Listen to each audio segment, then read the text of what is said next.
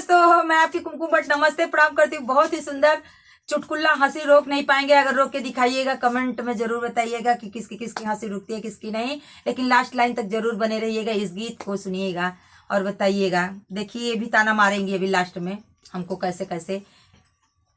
देवर मारे आपन में हर हम चली को आय के, देवर मारे आपन में हर हम चली को आय के, 5 सेर के लिट्टी लियली काखी तर दबाई के, 5 सेर के लिट्टी लियली काखी तर दबाई के, बजरिया में भैया बेटैल रोइला ददाई के, बजरिया में भैया बेटैल रोइला ददाई के, काखी के लिट्टी छुट गई भैया गिर डगराई के, काखी के लिट्टी छुट गई भाई,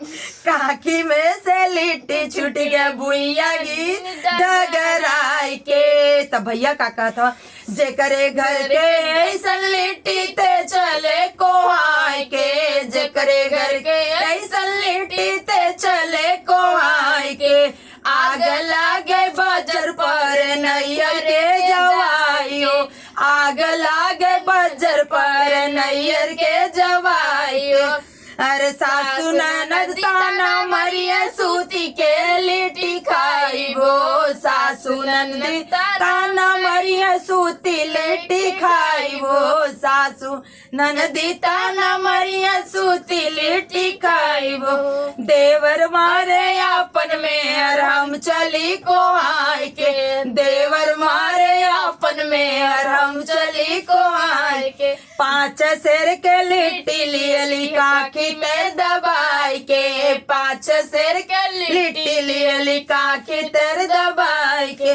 बजरिया में चाचा बेटैल रोइला ददाई के, बजरिया में चाचा बेटैल रोइला ददाई के, काखी में से लिट्टी छुट गई भुइया गिर डगराई के, काखी में से लिट्टी छुट गई भुइया गिर डगराई के, अरे जेकरे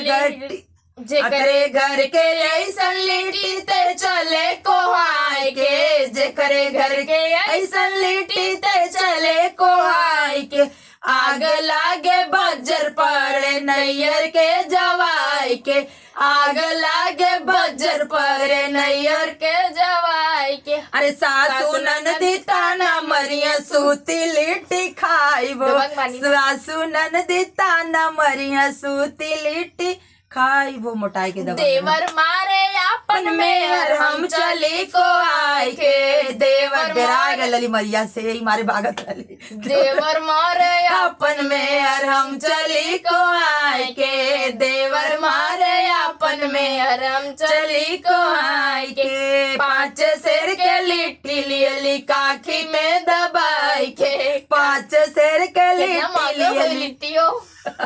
5 सेर के लिट्टी लिए। अब लोग जात रही गुस्सिया के काव करी, कुछ न मिलत रही हम, तब पैसा कौड़ी तो मिलल ना रहल, एना तेठे लिट्टिए चोरा काकी तरह दबाई के लेके जात रही, 5 सेर के लिट्टी लियली काकी में दबाई के, 5 सेर के लिट्टी लियली काकी में दबाई के, बजरिया में पापा बेटैल रोइल ददाई के, बजरिया में पापा बेटैल रोइल ददाई के, अरे काकी में से लिट्टी छूट गए भुइया गिर डगराई के, काखी में से लिट्टी छूट गए भुइया गिर डगर के, अरे जेकरे घर के ऐसन लिट्टी ते चले को आय के, जेकरे घर के ऐसन लिट्टी ते चले को आय के, आग लागे बजर पर नैयर के जवाई के, आग लागे बजर पर नैयर के जवाई, 5 दिन पहले गए सासू ननदी ताना मरिया सूती लिट्टी खाइबो, सासू ननदी ताना मरिया सूती लिट्टी खाइबो, मार खात दखनी तना डरात रनिया जो अइया सूत के लिट्टी खाइए तना डरात है तनको। गीत कैसा लगी कमेंट बॉक्स में जरूर बताइए। फिर मिलेंगे नेक्स्ट वीडियो में, तब तक के लिए राधे राधे, जय श्री कृष्ण, हर हर महादेव।